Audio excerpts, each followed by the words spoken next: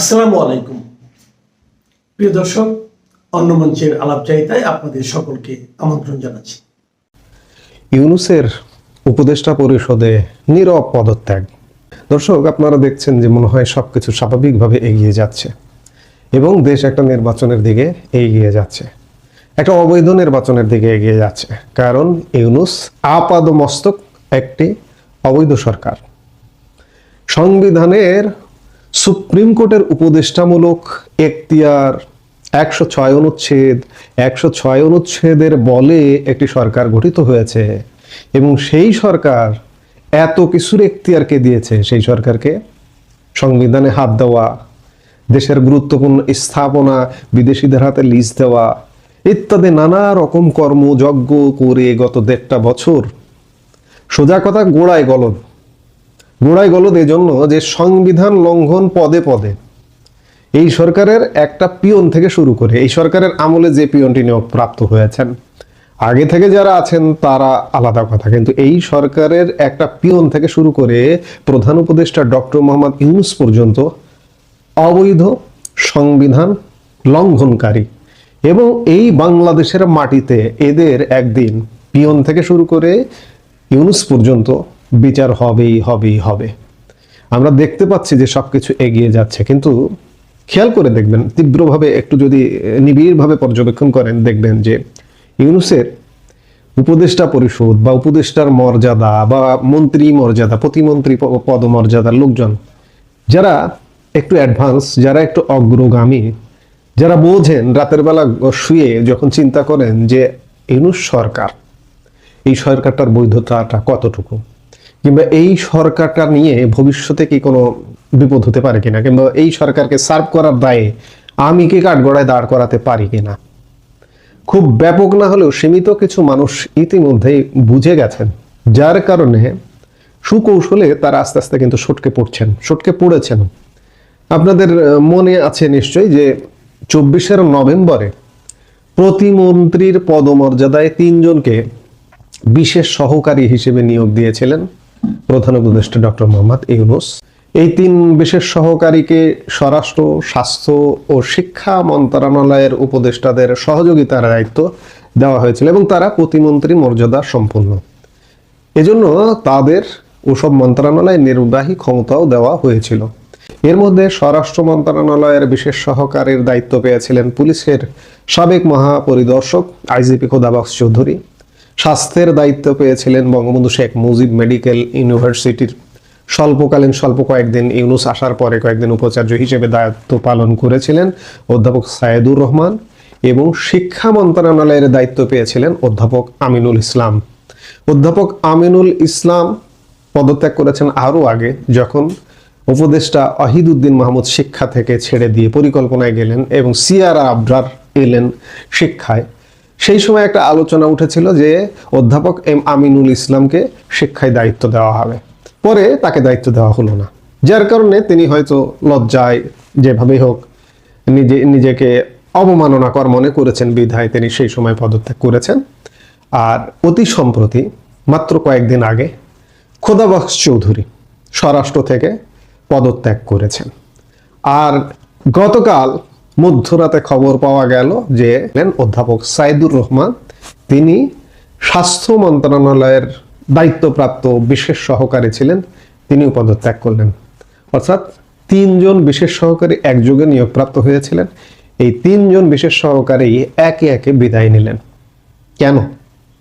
আমি শুরুতেই বললাম যে রাতের বেলা শুয়ে যদি একটু চিন্তা করেন, এই সরকারের প্রত্যেকটি মানুষ, এই যে নির্বাচন কমিশনার নাসির সাহেব নির্বাচন করতে যাচ্ছেন, তার কি একবারও মনে হয় না যে তার পূর্বসূরি 2 জন জেলে বন্দী হয়ে আছেন? তিনি কি পার পাবেন না। যারা সময়ের আগে ভাবনা ভাববেন তারা হয়তো নিরাপদে দেশ ছেড়ে চলে যেতে পারবেন। এই উপদেষ্টা পরিষদের প্রত্যেকটি উপদেষ্টার বিচার হবে এই বাংলাদেশে। হ্যাঁ, দেশ নির্বাচনের দিকে যাচ্ছে, একটা তালগোল পাকানো অবৈধ নির্বাচন। আমি বারবারই বলছি, যেহেতু সরকারের ভিত্তিটাই অবৈধ সরকার একটি অবৈধ নির্বাচন করে ক্ষমতা হস্তান্তর করবে। তারা ডিসাইডেড, সরকার ইতিমধ্যে ডিসাইডেড সরকারের ইচ্ছা ছিল জামাতকে দেওয়ার, জামাতেরও ইচ্ছা ছিল ক্ষমতা নেওয়ার, কিন্তু সার্বিক অবস্থা বিবেচনায় সেনাবাহিনীর একটা অংশ জামাতকে দিতে চায়, সরকারের একটা অংশ জামাতকে দিতে চায়, জামাতও নিতে চায়, কিন্তু এখানে জয় পরাজয়ের বিষয়টা মনে হচ্ছে যে বিএনপির হাতে ক্ষমতাটা দিয়ে সেনাবাহিনীও ডিসাইডেড বেশিরভাগ অংশ যে আপাতত তো অন্য কিছু ভাবনার সুযোগ নেই, বিএনপির হাতে ক্ষমতাটা দিয়ে এই যে যারা দায়িত্বপ্রাপ্ত আছেন তারা অন্ততপক্ষে একটা সেফ এক্সিট নিশ্চিত করবেন। সেনার শীর্ষ কর্মকর্তাদের কেউ কেউ সেফ এক্সিট নিশ্চিত করবেন, এবং বিএনপির হাতে যে ক্ষমতাটা যাবে যদি নির্বাচনটা হয়, এখনো বলছি যদিও নির্বাচনটা হয়, নির্বাচন হওয়ার খুব বেশি সম্ভাবনা আছে। আমি 70 থেকে 80% সম্ভাবনা দেখছি যে 12 ফেব্রুয়ারি এরা নির্বাচন করবে, শুধুমাত্র সেফ এক্সিটের কারণে।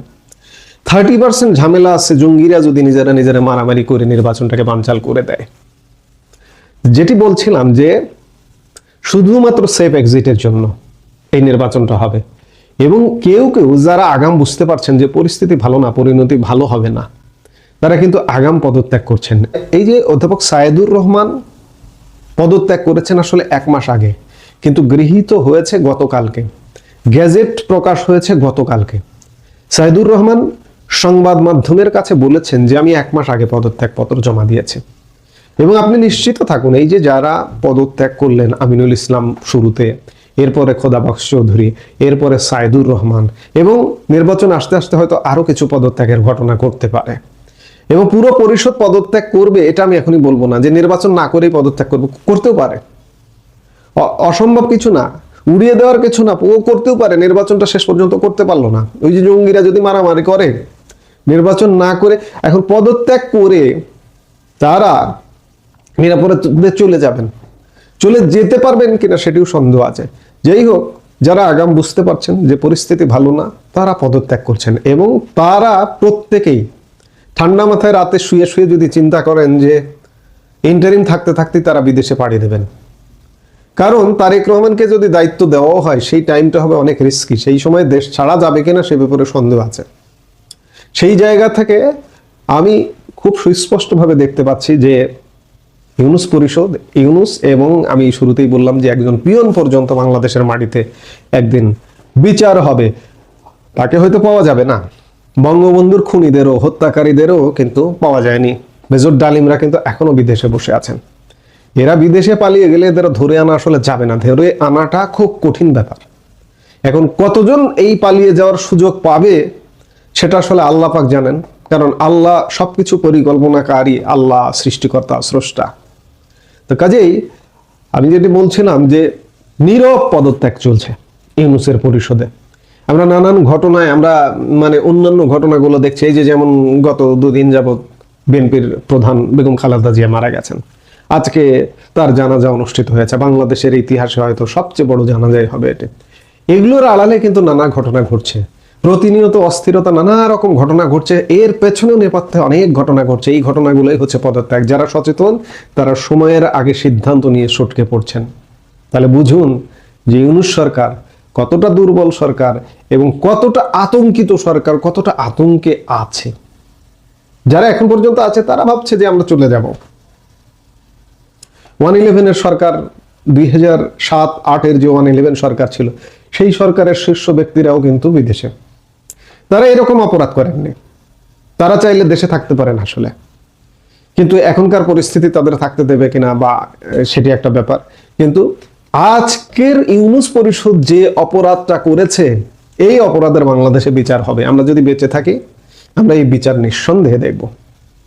কাজে আমি আলাপ যেটিতে শুরু করেছিলাম যে ইউনূসের পরিষদে আসলে নীরব পদত্যাগ চলছে আতঙ্কে, এবং সামনে আরো হবে, আমরা সেটি দেখতে পাচ্ছি।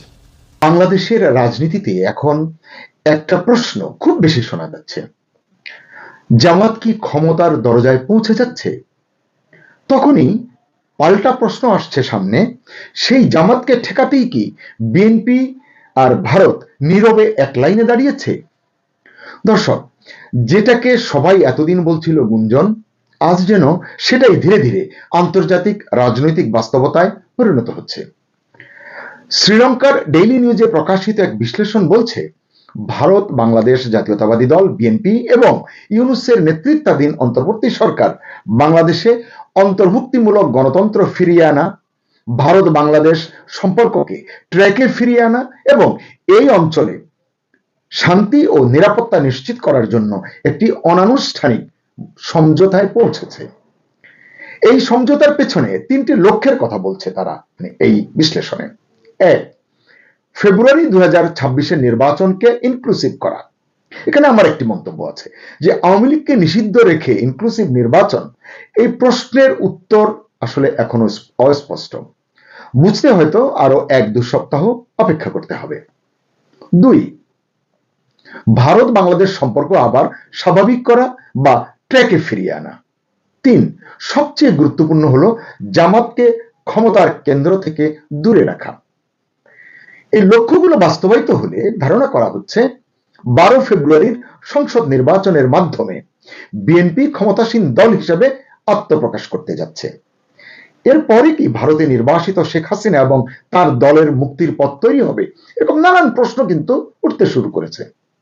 কূটনৈতিক সূত্র বলছে সমঝোতা বাস্তবায়িত হলে যা হতে পারে তা হলো শেখ হাসিনা তার মৃত্যুদণ্ডের রায়ের বিরুদ্ধে সুপ্রিম কোর্টে আপিল করতে পারেন বা পারবেন। সরকার আওয়ামী লীগের উপর থেকে নিষেধাজ্ঞা প্রত্যাহার করতে পারে, ঠিক যেভাবে ইউনূস সরকার আওয়ামী লীগ সরকার কর্তৃক নিষিদ্ধ ঘোষিত জামাত ইসলামের উপর থেকে নিষেধাজ্ঞা প্রত্যাহার করেছিল। সুপ্রিয় দর্শক শ্রোতা, আপনি বলুন এই মুহূর্তে রাজনীতির মাঠের বাস্তবতা কি বলছে? ডেইলি নিউজ আইআরআই এর সাম্প্রতিক জরিপকে বিবেচনায় নিয়ে, যেটি নিয়ে আমরাও কন্টেন্ট করেছি, আপনারা জানেন এই বিশ্লেষণটি তারা করেছে। আমি ব্যক্তিগতভাবে আইআরআই এর সেই জরিপ তখনও মানিনি, এখনো মানি না, কারণ এটা ছিল ফরমাইশি, উদ্দেশ্য প্রণোদিত এবং রাজনৈতিকভাবে ব্যবহৃত একটি জরিপ। এটি একান্তই আমার ব্যক্তিগত মতামত। তারপরও সেই জরিপ বলেছে এই মুহূর্তে মাঠে থাকা মূলধারার একমাত্র বড় দল বিএনপি। এটা আপাতত সত্য বলতে পারেন, কারণ বৃহত্তম ও প্রাচীন দল বাংলাদেশ আওয়ামী লীগকে ইউনূস সরকার নিষিদ্ধ করে রেখেছে, ফলে এখনো তারা নির্বাচনী দৌড়ে সামিল নেই। আইআরআই জরিপ বলেছে আগামী নির্বাচনে বিএনপি 33% ভোট পাবে, জামাত পাবে 29% ভোট এবং ছাত্রদের নতুন দল পাবে 6% ভোট। আমার কাছে এটি বরাবরই হাস্যকর মনে হয়েছে। দর্শক, কেন আমি এই ফলাফল মানিনি নিশ্চয়ই এখন আপনিও পরিষ্কার বুঝতে পারছেন। বাংলাদেশের খোল নলছে পাল্টে দেওয়ার গাল ভরা স্লোগান নিয়ে নয়া বন্দোবস্তের কতিপয় ঠিকাদার বছর না ঘুরতেই নিজেরাই আমূল পাল্টে গেছে। কখনো এর কোলে ঠাঁই খুঁজে, কখনো ওর কোলে ঠাঁই খুঁজে শেষ পর্যন্ত জন্ম জঠরেই ফিরে গেছে তারা। নিশ্চয়ই বুঝতে পারছেন কার কথা বলছি। তাই আফসোসের সঙ্গে বলতে হয়, ইয়ে তো হোনা হি থা, অর্থাৎ এটা হওয়ারই কথা ছিল। যাক, সে প্রসঙ্গ। যে সমীকরণ নিয়ে কথা বলছিলাম, আইআরআই এর জরিপ ধরে ডেইলি নিউজ বলছে নির্বাচন হলে বিএনপি এগিয়ে থাকবে, কিন্তু জামাতও খুব পিছিয়ে থাকবে না, খুব কাছাকাছি থাকবে। এটাই ভারতের সবচেয়ে বড় দুশ্চিন্তা। ভারত কেন জামাতকে নিয়ে এত চিন্তিত?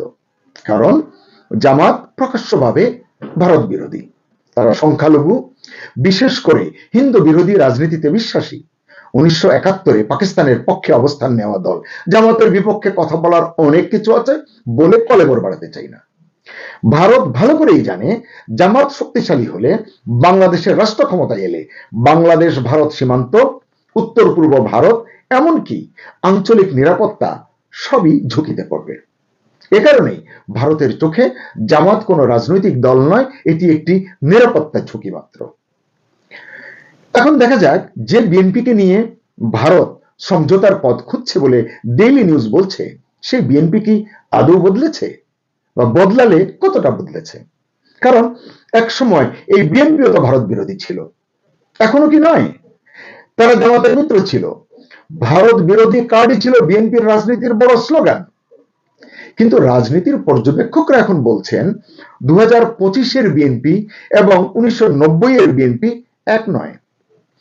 উদাহরণ হিসেবে তারা 17 বছর পর বিদেশ থেকে ফিরে 25 ডিসেম্বর ঢাকায় গণসংবর্ধনায় দেওয়া তারেক রহমানের ভাষণের প্রসঙ্গ টানছেন, ভাষণের কথা বলছেন। তারেক ওই দিন সংখ্যালঘুদের, বিশেষ করে হিন্দুদের নির্যাতনের বিষয়ে উদ্বেগ প্রকাশ করেছেন। স্পষ্ট ভাষায় বলেছেন, বাংলাদেশ হবে পাহাড়ি সম্প্রদায়, সমতলের মানুষ, মুসলমান, হিন্দু, বৌদ্ধ, খ্রিস্টান সবার নিরাপদ ঘর। সমর্থকদের বিশৃঙ্খলা এড়াতে এবং উস্কানির জবাব না দেওয়ার আহ্বান জানিয়ে তারেক বলেছেন, যে কোনো মূল্যে শান্তি এবং শৃঙ্খলা বজায় রাখতে হবে। প্রথম আলো, ডেইলি স্টার এবং ছায়ানট সহ দুটি সাংস্কৃতিক প্রতিষ্ঠানের অফিস পুড়িয়ে দেওয়ার ঘটনায় একটি বিশেষ দলের হাত আছে বলেও তিনি ইঙ্গিত করেছেন। এই বক্তব্যগুলো যেন ভারতের বার্তারই প্রতিধ্বনি। অবশ্য বক্তব্য আর বাস্তব রাজনীতি এক জিনিস নয়, পরীক্ষা হবে ক্ষমতায় গেলে। ইতিমধ্যেই আমরা দেখেছি বেগম জিয়ার স্বাস্থ্য সংকটের সময় ভারতের প্রধানমন্ত্রী নরেন্দ্র মোদী টুইট করে খালেদা জিয়ার সুস্থতা কামনা করেছেন এবং সম্ভাব্য সব রকমের সহায়তার প্রস্তাব দিয়েছেন। বিএনপিও ফিরতি জবাবে ধন্যবাদ এবং কৃতজ্ঞতা জানিয়েছে। তখন থেকেই ভারত এবং বিএনপির মাঝের বরফ গলতে শুরু করেছে বলে মনে করছেন রাজনীতির বিশ্লেষকরা। ভারতের পররাষ্ট্রমন্ত্রী এস জয়শঙ্কর কিছুদিন আগে বলেছেন, ইনক্লুসিভ নির্বাচনই বাংলাদেশের জন্য সমাধানের পথ খুলবে, মানে যে জায়গায় বাংলাদেশ এখন আটকে আছে। এছাড়া সম্প্রতি নয়াদিল্লিতে হিন্দুস্তান টাইমস লিডারশিপ সামিটে জয়শঙ্কর বলেছেন, বাংলাদেশের প্রাক্তন প্রধানমন্ত্রী শেখ হাসিনার ভারতে অবস্থান তার ইচ্ছা এবং চিন্তার উপর নির্ভর করছে। তিনি কবে বাংলাদেশে ফেরত আসবেন এটিও তার ইচ্ছার উপরেই ছেড়েছে ভারত, এটি বার্তা দিয়েছেন। এর আগে বাংলাদেশের তরফ থেকে বলা হয়েছে না দিলে সম্পর্ক নষ্ট হবে এবং এটিকে খুব নেতিবাচকভাবে দেখা হয়েছে। কিন্তু এই সময়ে বাংলাদেশের পররাষ্ট্র উপদেষ্টা তৌহিদ হোসেন শেখ হাসিনার প্রত্যর্পণ সহ আরো যে কয়েকটি অমীমাংসিত সমস্যা রয়েছে ভারতের সঙ্গে সে সম্পর্কে বলেছেন, এসবের কারণে ভারতের সাথে সম্পর্ক ব্যাহত হবে না। এটি একটি বিশাল কূটনৈতিক বার্তা তৌহিদ হোসেনের পক্ষ থেকে, অর্থাৎ বাংলাদেশের পক্ষ থেকে। ভারতীয় নৌবাহিনী প্রধান অ্যাডমিরাল দীনেশ কে ত্রিপাঠী গত 30 নভেম্বর বলেছেন, তিনি বাংলাদেশকে বন্ধু হিসেবে দেখেন এবং আশা করেন বর্তমান অস্থিরতা দ্রুতই শেষ হবে, কারণ প্রতিরক্ষা খাতে তারা অনেক প্রশিক্ষণ কাজের সঙ্গে সম্পৃক্ত বাংলাদেশের সৈনিকদের সঙ্গে। দর্শক, আপনি হয়তো বলবেন এগুলো বিচ্ছিন্ন ঘটনা কিংবা কাকতালীয়, আর ডেইলি নিউজ বলছে সব মিলিয়ে এগুলোই হলো সমঝোতার প্রস্তুতি এবং প্রস্তাব। এই প্রেক্ষাপটে বিএনপিও বলছে তারা পারস্পরিক শ্রদ্ধার ভিত্তিতে ভারতের সাথে সম্পর্ক চায়, কারণ তারা হয়তো বুঝতে পারছে ভারতের প্রতি বিএনপি সরকারের শত্রুতাই ভারতকে শেখ হাসিনার আওয়ামী লীগকে পুরোপুরি সমর্থন করতে বা এক চোখে সমর্থন করতে বাধ্য করেছিল। এছাড়া বিএনপি এখন এটাও উপলব্ধি করছে 4096 কিলোমিটার বাংলাদেশ ভারত সীমান্তে শান্তি নিশ্চিত করতে এবং ভারতের সাথে বাণিজ্য করতে ভারতের সমর্থনও জরুরি। এই সমঝোতা বা সমীকরণে শেখ হাসিনা এবং আওয়ামী লীগের অবস্থান তাহলে কোথায়? অপ্রিয় হলেও সত্য, এই সমঝোতায় শেখ হাসিনা কেন্দ্রীয় চরিত্র নন, কেন্দ্রীয় পর্যায়ে নেই, কিন্তু তাকে বাদ দিয়ে সমীকরণও টেকসই নয় বা টেকসই হবে না, এটা কিন্তু বুঝতে হবে। ডেইলি নিউজ বলছে বিএনপি সরকারে এলে যদি আসে শেখ হাসিনার জন্য আইনি আপিলের সুযোগ তৈরি হতে পারে, আওয়ামী লীগের ওপর থেকে নিষেধাজ্ঞা প্রত্যাহার হতে পারে, ঠিক যেভাবে ইউনূস সরকার জামাতের নিষেধাজ্ঞা তুলে নিয়েছিল। অবস্থা দৃষ্টে এখন মনে হচ্ছে ভারতের এখন একটাই চাওয়া, জামাত ঠেকাও এবং স্থিতিশীল বাংলাদেশ পাও। আর বিএনপি চাইছে একটা শান্তিপূর্ণ গ্রহণযোগ্য নির্বাচন এবং এর আন্তর্জাতিক স্বীকৃতি। মানে যেন নির্বাচন করলে বিএনপিরও খুব একটা লাভ নেই, গণ আন্দোলনের মুখে আবারও নির্বাচনে নামতে হবে। অতীতের অভিজ্ঞতা আমাদের তাই বলে। সবশেষে ইউনূস সরকার নির্বাচিত সরকারের কাছে দায়িত্ব দিয়ে নিরাপদ প্রস্থানের পথ খুঁজছে, এটিও এই সময়ের অত্যন্ত সিরিয়াস একটি বার্তা। এখন প্রশ্ন হচ্ছে এই তিনটা লক্ষ্য এক জায়গায় মিলবে কিনা? ভারত, বিএনপি, ইউনূস সরকার কি আসলেই এমন সমঝোতার কথা ভাবছে নাকি শুধু ডেইলি নিউজ বলছে? সর্বোপরি আওয়ামী লীগ কি এরকম সমঝোতার মধ্য দিয়ে আবার ট্র্যাকে ফিরতে চাইবে, নাকি তারা চাইবে আন্দোলনের মধ্য দিয়ে, সংগ্রামের মধ্য দিয়ে তারা তাদের অধিকার আদায় করবে? সময় এটির উত্তর দেবে। এছাড়া আরো একটি জিনিস দেখার বিষয়, যুক্তরাষ্ট্র, রাশিয়া এবং চীন এই সমঝোতা নিয়ে কি ভাবছে। প্রিয় দর্শক শ্রোতা, আপনার কি মনে হয় জামাত ঠেকাতে সত্যিই কি বিএনপি ও ভারতের মধ্যে নীরব সমঝোতা তৈরি হয়েছে, নাকি এটা কেবলই ক্ষমতার পালাবদলের আরেকটি কৌশল মাত্র? আপনার বিশ্লেষণ কমেন্টে লিখে জানান। ভারত পররাষ্ট্রমন্ত্রী এস জয়শঙ্করকে খালেদা জিয়াকে শেষ বিদায় জানাতে ভারতের রাষ্ট্রীয় শোকবার্তা পৌঁছে দিতে যখন ঢাকা পাঠিয়েছে, তখন এটা পরিষ্কার যে ভারত প্রসঙ্গেও খালেদা জিয়ার যে আপোষহীন অবস্থান, সেটা সত্ত্বেও ভারতের রাজনীতিবিদদের মধ্যেও খালেদা জিয়ার বিএনপি এবং বিএনপিতে খালেদা জিয়া যে উত্তরাধিকারকে রেখে গেছেন তার প্রতি পূর্ণ সমর্থন জানানোর ব্যাপক আগ্রহ কাজ করছে। মানে সেক্ষেত্রেও খালেদা জিয়ার আপোষহীনতাই শেষ পর্যন্ত জয়ী হয়েছে। বাংলাদেশের সাবেক প্রধানমন্ত্রী এবং বিএনপি চেয়ারপারসন খালেদা জিয়াকে লাখ লাখ মানুষ শ্রদ্ধা জানাতে জড়ো হয়েছিলেন এবং তারা লোকারণ্য মানিক মিয়া অ্যাভিনিউয়ে জানাজায় যোগ দিয়ে তাদের প্রিয় নেত্রীকে শেষ বিদায় জানিয়েছেন। এমন একটা সময়ে খালেদা জিয়ার মৃত্যু হলো, মানে এগুলোকেও তো ধর্মে এবং সংস্কৃতিতে ভাগ্যের সাথে সম্পর্কিত বলা হয়, যে এমন এক সময়ে তার মৃত্যু হলো যাকে তার দীর্ঘ রাজনৈতিক আন্দোলনের একটা ফলাফল হিসেবে চিহ্নিত করা যেতে পারে। মানে তিনি দীর্ঘ সময় ধরে শেখ হাসিনার সরকারের বিরুদ্ধে আন্দোলনরত ছিলেন তার দলকে নিয়ে, এবং খালেদা জিয়াকে পুরো তার রাজনৈতিক জীবন জুড়েই যেই নামে সবচেয়ে বেশি অভিহিত করা হতো তার আপোষহীন নেত্রী হিসেবে, সেই আপোষহীন চরিত্রেরই হয়তো তিনি পুরস্কার পেলেন কিনা সেটা কিন্তু ভাববার একটা সুযোগ করে দিয়েছে তার এই লোকারণ্য জানাজার ঘটনা। মানে গত কবছরে বিএনপির রাজনীতি আর প্রাসঙ্গিক থাকছে কিনা, শেখ হাসিনার শাসনামলে বিএনপির রাজনীতি, বিএনপির দল হিসেবে একেবারে দুর্বল, অপ্রাসঙ্গিক হয়ে পড়ছে কিনা, এসব যখনই আলাপ হয়েছে তখন রাজনৈতিক বিশ্লেষকদের অনেকেই এমনভাবে বিশ্লেষণ করেছেন যে মূলত এই যে খালেদা জিয়ার আপোষহীন চরিত্র, এই যে সংসদ নির্বাচনগুলোতে যোগ না দেওয়ার মাধ্যমেই আসলে বিএনপি অপ্রাসঙ্গিক হয়ে পড়লো কিনা। কারণ শেখ হাসিনা এমনকি 2024-এর নির্বাচনটাও করে ফেলেছিলেন। কিন্তু এখন পিছনে ফিরে তাকালে মনে হচ্ছে যে 2024-এর আগস্টে শেখ হাসিনা সরকারের পতনের পর আসলে সকল শেখ হাসিনা বিরোধী আন্দোলনের, 15 বছরের আওয়ামী লীগ সরকার বিরোধী আন্দোলনের প্রধান মুখ এবং বিজয়ী মুখ হিসেবে প্রতিষ্ঠিত হয়েছিলেন খালেদা জিয়া, এবং সে কারণেই তাকে সেই স্বীকৃতি দিয়েই তার দলের নেতা কর্মী সমর্থকেরা এতটা গৌরবের সঙ্গে এবং এতটা শ্রদ্ধার সঙ্গে তাকে শেষ বিদায় জানালেন।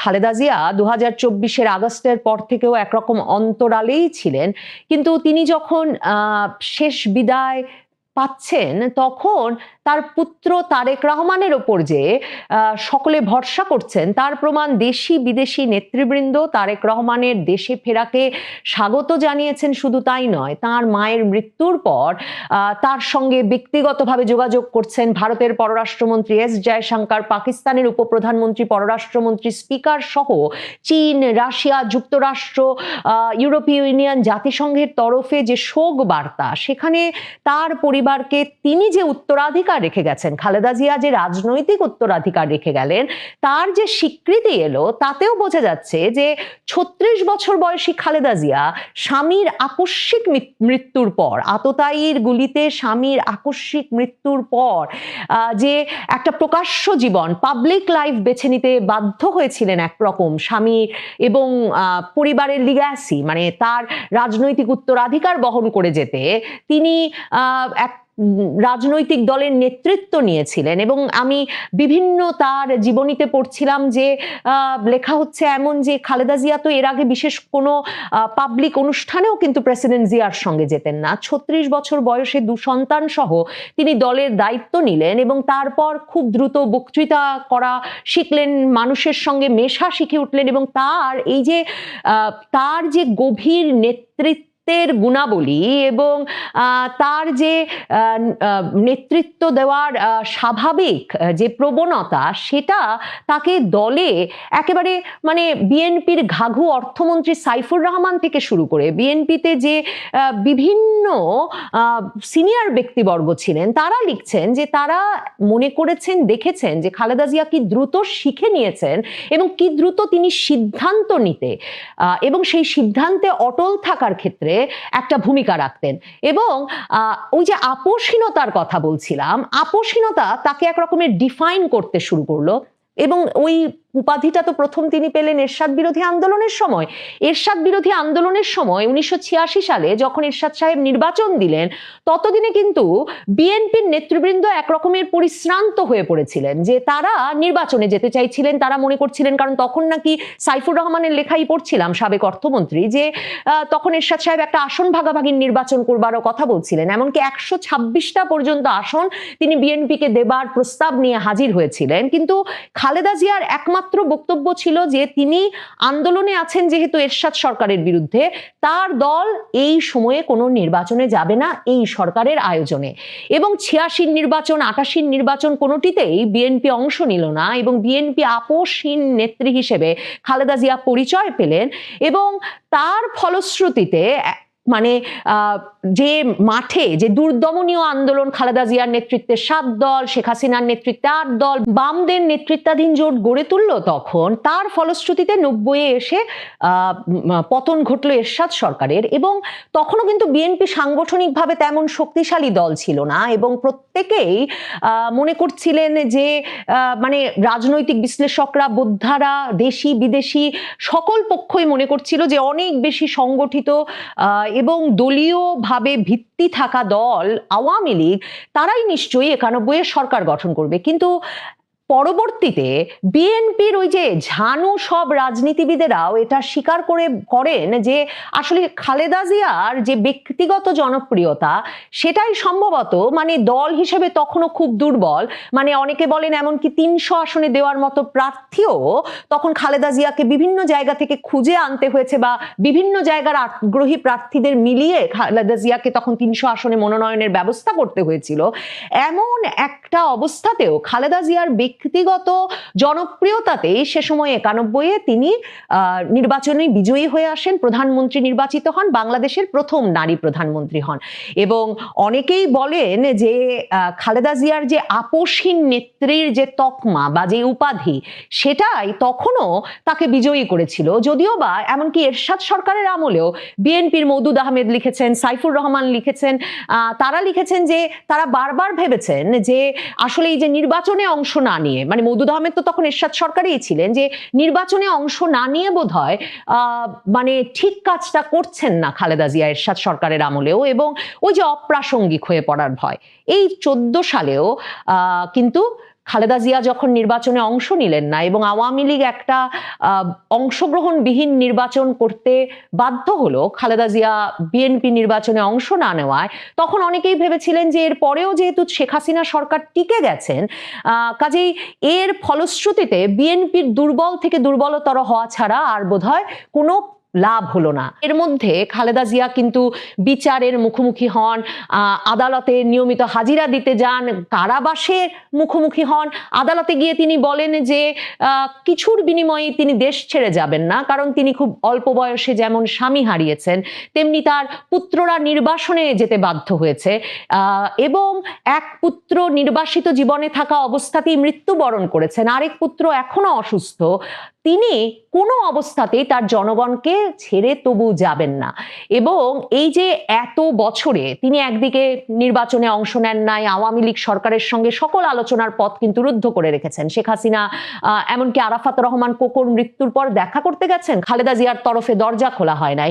খালেদা জিয়ার সঙ্গে 14 নির্বাচনের আগে শেখ হাসিনা টেলিফোন করে বলেছেন যে তার কর্মসূচি স্থগিত রেখে তিনি যেন তখনকার প্রধানমন্ত্রী শেখ হাসিনার সঙ্গে আলাপ করতে আসেন।